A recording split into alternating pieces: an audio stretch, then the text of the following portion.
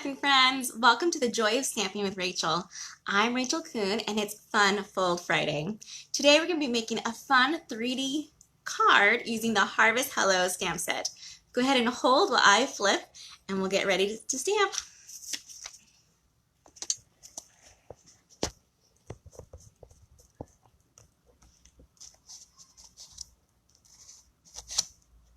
All right.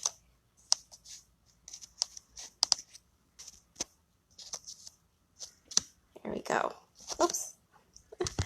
There we go. All right. Be sure to comment in today's video. You might win the card that we make today. Let's see if we can see everything on our photo, our view. There we go. Let's just scoot that up just a little bit.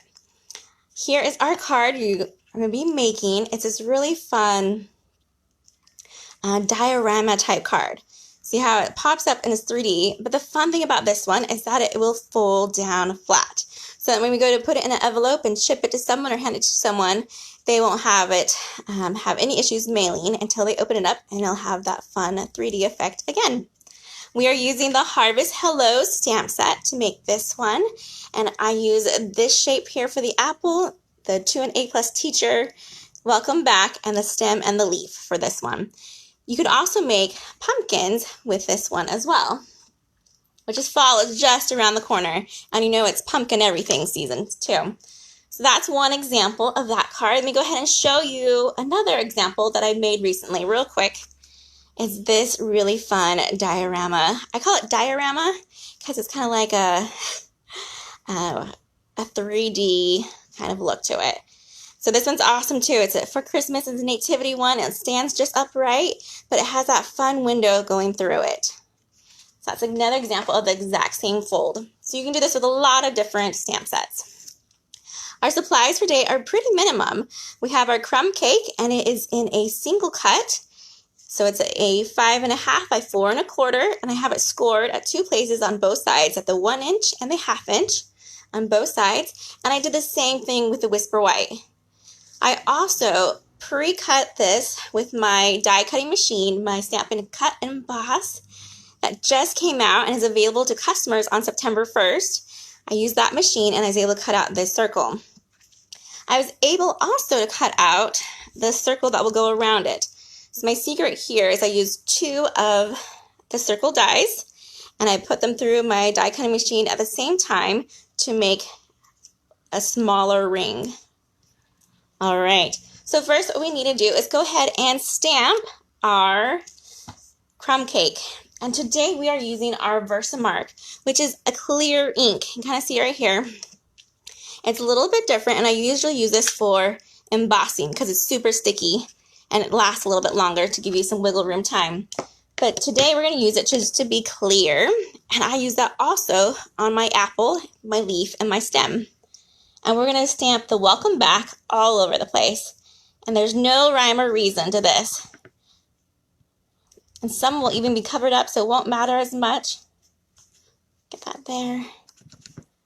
And this clear is awesome because it takes on whatever color you are stamping it with. So I have a couple Welcome Backs on there. That looks pretty good. I then will want to stamp the inside of my Whisper White. So what I do is I stick these 2 together, and I use that little window as my guide.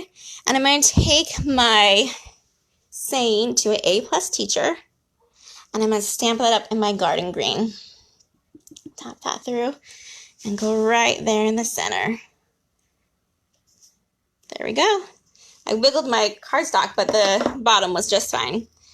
Next, what we need to do is finish this ring. We'll just use our liquid glue, and we'll attach this one. My other one before had a white one, but I decided to change this one up and give you guys in the garden green. I'm going to use my liquid glue, the Tombow, and just put some around there.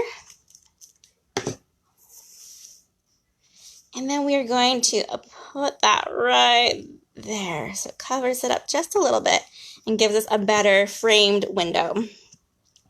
Hey, I see a couple people watching. Thanks for saying hi. Hopefully you guys are the winners, so keep on commenting. I'm glad you're here. All right, so we have those 2 parts are done for right now. I'm going to go ahead and move over to our apple so we can get that one started too. I have these 3 pieces that I've already pre-stamped. with that Versamark, so just the clear, and just gives that little bit of outline. And then with my leaf and my stem. And my tip for this one is usually to use a glue dot. So we're going to put a glue dot on our stem. Maybe. There we go.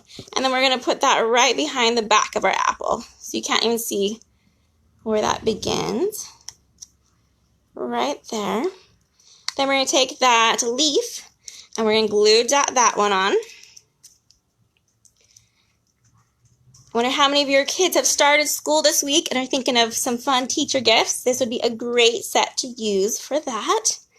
I also have my linen thread bow that I put on almost everything. I love this one. And I will use a glue dot to attach that one. Just like that. If you're using liquid glue, that's fine. Just give yourself some more time for your apple to dry and be ready to go. Let me go ahead and show you how we score, or how we crease our score lines on here. So I'm going to take my bone folder and I'm going to fold it all the way to that very first 1-inch one, like that, and I'll crease it, or you fold this one back as well and you crease them and bone folder them at the same time. We're going to do the same thing for this side right here, just like that. And flip and get that one. So you already see it shaping up very nicely. We'll do the same thing for our whisper white over here. We're going to go ahead and crease it and fold it back. And we'll get this one too. Then we're going to need to get our tear tape out. Let me grab that real quick. And we're going to have our sides are going to match. So this one is going to go to that one. And you only need tear tape on the ends. And how I measure tear tape is I don't. I just line it up and then I use my hand and it cuts it off. I don't even need my scissors. Some people like to be more precise and they'll either measure it or use their paper snips. I'm not too precise. There we go. And tear tape is a great tape to use when you want something to be more strong, a stronger adhesive, and also it is great for 3D projects, which this card is technically very 3D to us. So the tricky part here is just lining these two up. We're going to take our two ends, and I'm going to just, see if I can get this in the photo so you can see pretty well. Get one end right here, and then I'm going to hold it steady, and then get this other end, and then I'm going to pinch it together. Awesome. We'll do it one more time on the other side. I'll get the tear tape off here. There we go. So you line up just one side first and hold it, and then get that other corner together, and then we'll pinch it down. There we go. I always like to fold it again like that to give it more of that pop. And then we just need to add our apple. For our apple, we're going to use dimensionals to add it on. But I'm going to go ahead and put my dimensionals. Let's see. So you want our apple right about here in this corner. And I don't make sure I don't put any dimensionals on this bit right there, because that'll be the window. So what I will actually do is add my dimensionals to the actual card instead of putting it on the piece. And then I'll take off my backings and put my apple on there. Maybe, there we go. I'm using the minis today. I'm all out of my irregular ones and I had to place an order, which isn't a bad thing. All right, so I'm not even covering up my stain, and there we go. We have this awesome 3D teacher card. And if you really want to be a teacher's pet, you can make them this awesome pencil as well, where I've used that same apple builder punch.